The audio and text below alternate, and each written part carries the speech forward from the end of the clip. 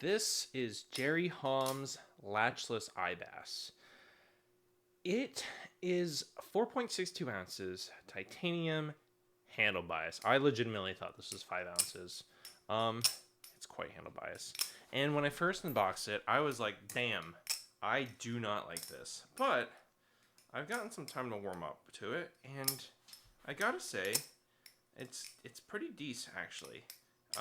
Will I keep it? That's another thing. But first things first, this is a dual tone acid wash blade with, there's some weirdness going on. It's an acid wash blade and satin flats.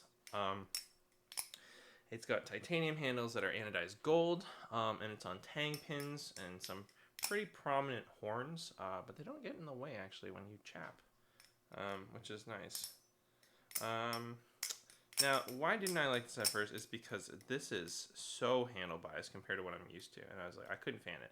I can fan it now that I've gotten used to it. I've learned to tame the wild stallion. And in general, I prefer knives that are more neutral. And this is definitely like much more handle biased. This is not a slight handle. This is definitely handle biased. And so with how heavy it was and how handle biased it was, I was like, I don't know. It has grown on me to an extent, I will say. This knife is a fucking tank. It has clearly been dropped on concrete at least a couple of times, but my god, I wouldn't be surprised if this beat the concrete a couple of times. So it's not in the best condition ever, but it's still pretty solid condition despite being somewhat beat. And if you want a hefty, like this is a hefty knife. Even though it's not as, I thought it was 5 ounces. Even though it's not that heavy, it's still got heft. And unlike the Foxfire, which I think I'll do another video to cover, the blade definitely carries momentum. And so while it's handle biased, I find that I can still very much do rollovers, whereas like the Foxfire, I struggle because the blade is so much lighter. The blade is light and just doesn't have much momentum because of how thin it is. The Ibas doesn't have that issue because it's definitely got like a real ass blade. This is a live blade, but it isn't very sharp at all. But yeah, I've grown more used to this.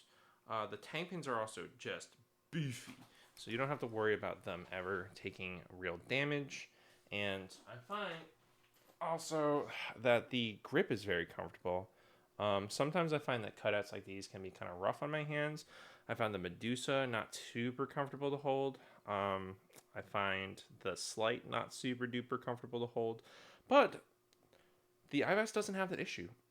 Also, I will do my best. I cannot say that I know all of the ins and outs, but the Ibas is a sandwich. This is a channel, or sorry, it is a channel knife. This is by and large a channel knife, whereas the Basilisk R is a sandwich knife. This one's also latchless too, so I don't have to worry about balance issues. Yeah, so I've gotten more used to this. I also found that when I was trying to, let's see if I can do this without, that's not as bad.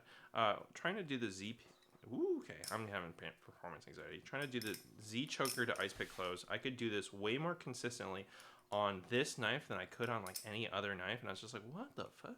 What is going? Is this like a handle bias thing? And I tried it on the Foxfire. So like, I don't know. But that knife I don't think is even that good of a flipper. Fuck. Point is though, even though I'm having performance anxiety right now, I found that I could do certain tricks much easier on this that I couldn't do on like any of my other knives, even other ones that are handle bias, like the Hybel Valor and the Foxfire and the Squid Trainer. And so I guess, I don't know. This is a very sturdy ass knife. It is a very reliable flipper. It is not for everyone. And I understand if people don't like it. But it's good. It's a good knife. It is well made. I know that Hom knives have a repertoire of being able to be tipped. But I don't necessarily know if this knife I would have to worry about getting tipped. Because it's not that, it's like not that pointy. It's not like, it doesn't taper too hard. It's just it's a pretty clean tip. I think I should also put a bite marker on this just because I'm finding this like hard to tell sometimes when it's the live. This is an ugly ass rubber band. So will I keep this knife? Hard to say. I bought this for a really good price, and I intended to sell it for a better price. But I don't know. If it doesn't sell, I'm not heartbroken. I'm not like with the fly tie Chris 51. I was just like, I don't want this knife. I do not want this. I want to trade it for something I do want. With this knife, I wouldn't be upset if I kept it. Now I'm not sure if how badly I want to keep. I've just been trying to do this stupid trick. Oh my god, I can do this trick. Fuck. Point is though, I wouldn't be heartbroken at all if I could not trade this. I'm interested in the Carlo and the Pluto and the Phobos and the Invictus, and this is like a $600 retail knife, and don't worry, I didn't pay that much for it. But I don't know. I think that this knife, while it is pricey, I don't think it's absurd. I think knives that are like north of 800 is like, that's really expensive. And this isn't that. It's a very well made knife, and I don't know if I would pay for, like, if I got rid of it, would I ever get another one?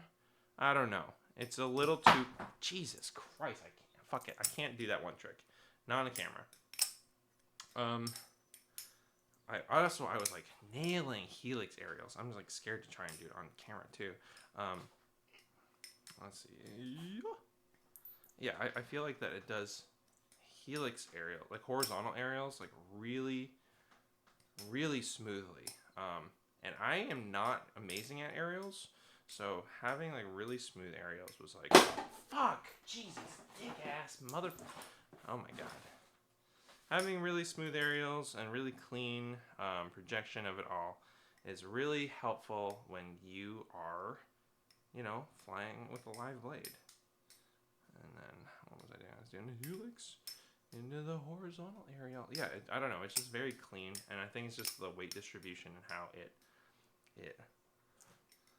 goes in the air. And thankfully, this isn't too sharp at all. It's like, it's a live blade, but it's not sharp. So I'm not like too scared of like throwing horizontal aerials, even though I'm like not good at it. If I put on a bite marker too, I find that the blade shape is a little hard to tell when you're like, you know, oh god, I don't know, I can't see it, because it's not a super distinct shape. It's a little curved in both directions. So yeah, this knife is fun. I've gotten used to it. It took me a while to get used to fanning it. It's a little heavy for doing full, extended full twirls. It does it fine. It's just a matter of like its weight. You can't do it fast. You just have to you can do a lazy full twirl. I can't really speed through it. But it does rollovers really well, of course. Good distribution for a really handle-biased knife. It is still a really well distributed weight. These handles are very well weighty, and there's definitely ass weight too, as well as like a good blade.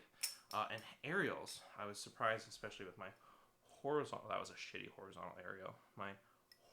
That was a really bad one. Horizontal aerials. Ow. Okay. Point is, it's good. Anyways, will I keep this? We will see. I'm trying to see if I can trade for a Carlo. I'm trying to see if I can trade for a, what else? I had other things. A Pluto and a Phobos. But if I can't get those, I'm not heartbroken to hold on to this forever, frankly. I'm still interested in Invictus, but I don't know. This might be worth more than an Invictus too. Whereas like a Phobos and a Pluto, Phobos might be more than this actually, and a Carlo. So, or maybe a DMC, but the DMC is a little cheaper. Anyways, if you like heavier handle bias knives like the Alpha Beast, you very well might like the I-Bas, possibly the Basilisk R. I've never flipped one of those. I don't honestly ever plan on getting one. If it does flip like the I-Bas, then cool. It is sandwiched though, and frankly, I don't really care for dealing with a tune. And for a channel knife, this is titanium. I do not have to worry about grip at all. There's no jimping, but it is titanium, but it is hefty, so be aware if you try and ladder this that you know, ladder with caution. Yeah, I have okay ladders. So that is my rambling thoughts on the Ibas. If you have any thoughts on the Ibas versus the Basilisk R or the Basilisk Elite, or if there's a regular Basilisk with no letters, I don't know. Jerry, please have a clear explanation differentiating things. In fact, all makers, please have a proper website that just delineates what different products are for and how they all function. I want to learn more about haystack knives.